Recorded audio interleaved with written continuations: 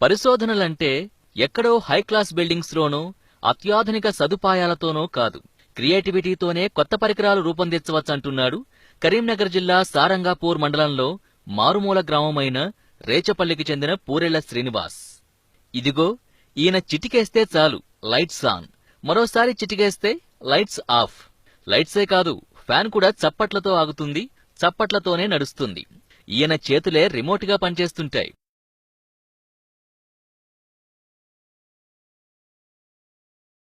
రెండు చాలని గదులు తప్ప ఇంకేం ఆస్తిపాస్తులు లేని కుటుంబం. పెద్ద దిక్కైన తండ్రి మల్లయ్యను కోల్పోయిన ఈ పూరెళ్ల శ్రీనివాస్ తల్లి లక్ష్మితో కలిసి పొట్టకూటి కోసం చిన్నాచితగా సెల్ ఫోన్ రిపేర్స్, ఎలక్ట్రికల్ పనులు చేసుకుంటూ బతుకుతున్నాడు. ఎలాగోలా BA వరకు చదువుకున్నాడు. చదివింది సోషల్ స్టడీసే అయినా చిన్నప్పట్నుంచి సైన్స్ పై ఉన్న శ్రద్ధతో ప్రయోగాలు చేస్తూనే ఉన్నాడు. ఇప్పుడు సైన్స్కే సవాల్ విసురుతున్నాడు.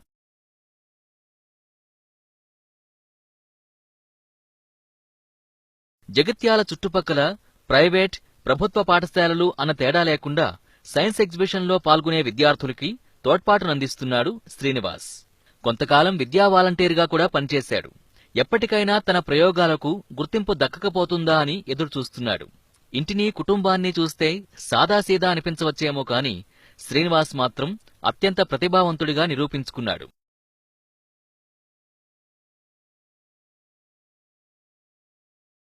శ్రీనివాస్ చేసిన ప్రయోగాల్లో complete hearing and deaf machine ని ప్రధానంగా చెప్పుకోవాలి.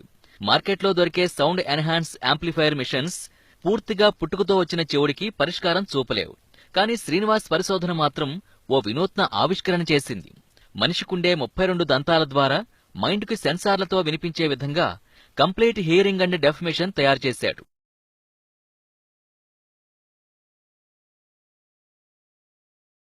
ఈ మిషన్ పై జగిత్యాలకు చెందిన ఓ డెంటల్ డాక్టర్ పరిశోధన చేసి సంతృప్తిని వ్యక్తం చేయడంతో పాటు శ్రీనివాస్ని శభాష్ అన్నారు.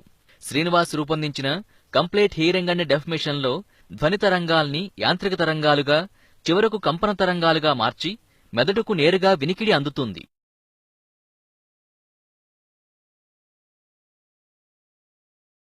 శ్రీనివాస్ పరిశోధనలు సైన్స్ మాస్టర్లను కూడా ఆశ్చర్యానికి గురిచేస్తున్నాయి. మహిళలపై జరుగుతున్న అత్యాచారాల నేపథ్యంలో వారికి రక్షణ కవచంగా ఉమెన్ ప్రొటెక్టివ్ జాకెట్ తయారు చేశాడు. శ్రీనివాస్ ప్రయోగాల్లో హోమ్ సెక్యూరిటీ సిస్టమ్ కూడా చెప్పుకోదగ్గది. తరచూ దొంగతనాలు సర్వసాధారణమైపోయిన ఈ రోజుల్లో దొంగ గడపలో కాలు పెట్టగానే దయచేసి లోనికి రావద్దు అనే హెచ్చరికతో సెక్యూరిటీ సిస్టమ్ ప్రారంభమై ఇంటిని కాపాడుతుంది. శ్రీనివాస్ తయారు చేసిన FM రేడియో కూడా అందరినీ ఆకర్షిస్తోంది. ఇది మా ఊరికి, మా రేచపల్లి గ్రామానికి చాలా గర్వకారణం. ఎందుకంటే ఈ రోజుల్లో అమ్మాయిల మీద ఎన్ని ఆఘాతాలు జరుగుతున్నాయో ప్రతిరోజు మనం చూస్తున్నాం. దాన్ని దృష్టిలో పెట్టుకొని మా మిత్రుడు శ్రీనివాస్ ఈ జాకెట్ అయితే కనిపెట్టిండో, అంటే ఆ వేసుకున్న అమ్మాయిలకు అది హాని కలగకుండా కేవలం దాడి చేసిన వాళ్ళకి అది హాని చేయడం అనేది ఒక అద్భుతం. ఈ అబ్బాయిని కేంద్ర ప్రభుత్వం, రాష్ట్ర ప్రభుత్వం కూడా గుర్తించేసి అమ్మాయిల మీద జరిగే ఆకృత్యాలను కొంచెం అరికట్టడానికి బాగుంటుంది. సోలార్ లైటింగ్ పై శ్రీనివాస్ చేసిన పరిశోధనలు కూడా మంచి ఫలితాలనిస్తున్నాయి. దూరంగా ఎక్కడో ఉండి సెల్ ఫోన్తోనే పొలంలో మోటార్ ఆపేయచ్చంటున్నాడు ఈ శ్రీనివాస్. అయితే ఇంత ప్రతిభ ఉన్నా శ్రీనివాస్ కు మాత్రం ఆదరణ దక్కడం లేదు. తన కొడుకు ప్రతిభను గుర్తించి తెలంగాణ సర్కారైనా మంచి అవకాశం కల్పించాలని శ్రీనివాస్ తల్లి కోరుతోంది. తనకు అవకాశాలు కల్పించి ప్రోత్సహిస్తే మరిన్ని అద్భుతాలు సృష్టిస్తానంటున్నాడు శ్రీనివాస్.